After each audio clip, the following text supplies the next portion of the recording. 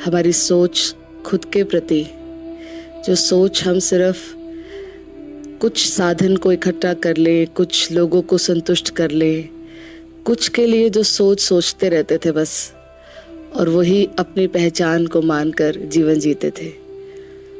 बाबा ने हम बच्चों को हर स्तर पर विशाल बनाया है।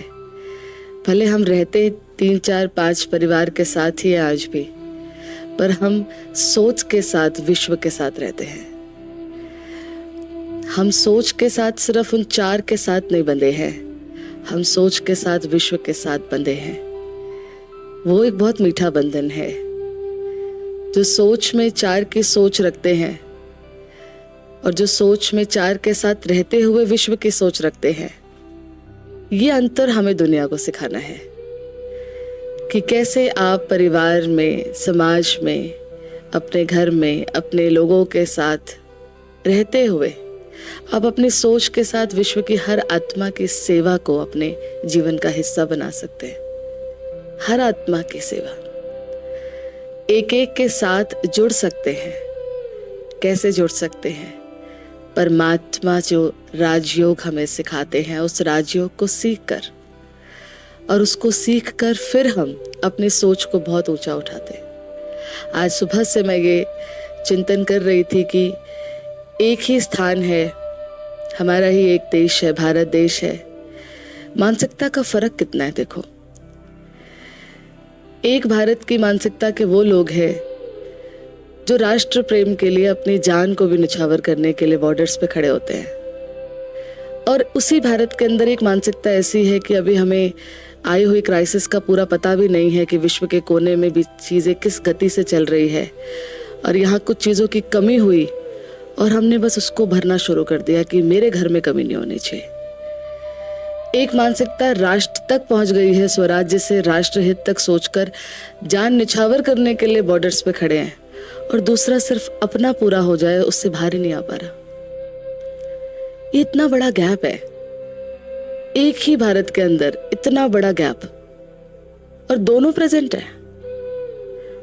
दोनों प्रेजेंट है। एक सिर्फ मेरे मेरे मेरे मेरे अपनेपन, मेरा अपने में पूरा हो जाए बस, और दूसरा उसको सोचना भी नहीं आता कि ऐसा सोचा भी जाता है क्या। वो सिर्फ स्वराज्य को से देखकर, और स्वराज्य की जो हम आज बात राजयोग से स्वराज्य अपने अंदर, स्व, आत्मा, आत्मा, मन, बुद्धि, संस्कार, कर्मेंद्रियों पर राज्य, इसमें भी आत्म संयम चाहिए, आत्मनियम चाहिए, धारणाएं चाहिए, मर्यादाएं चाहिए। वो जो बॉर्डर्स पे खड़े होके काम कर रहे हैं, वो ऑलरेडी इन चीजों के साथ शब्द नहीं है पर जीवन है उनके पास वो वाला। कुछ मानसिकताओं को ये गैप कैसे आ गया, इतना बड़ा गैप है। एक मानसिकता वो है जो समर्पण की मानसिकता है, मुझे अपने तन को भी निछावर करना पड़े तो मैं निछावर करने के लिए तैयार हूं। और एक मानसिकता ये है कि मेरे पास इतनी कमी भी नहीं होनी चाहिए। वो त्याग को सोच ही नहीं सकता, त्याग होता क्या है।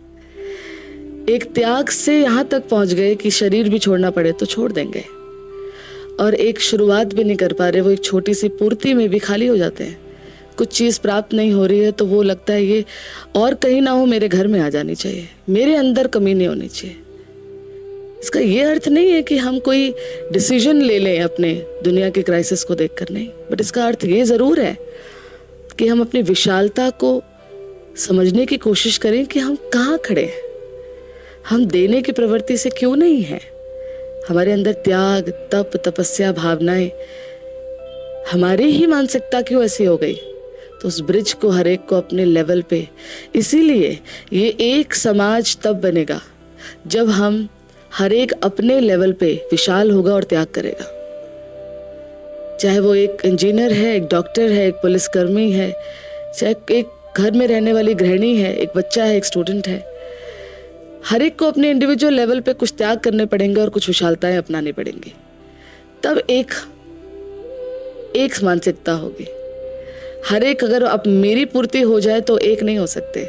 हर एक अपने लेवल पे कुछ त्याग करे और कुछ अपने लेवल पे विशालताओं को बढ़ाए। तो ये है समाज को एक बनाने की, जो हम कहते हैं हम एक इकाई हैं, तो इकाई का तरीका ये है।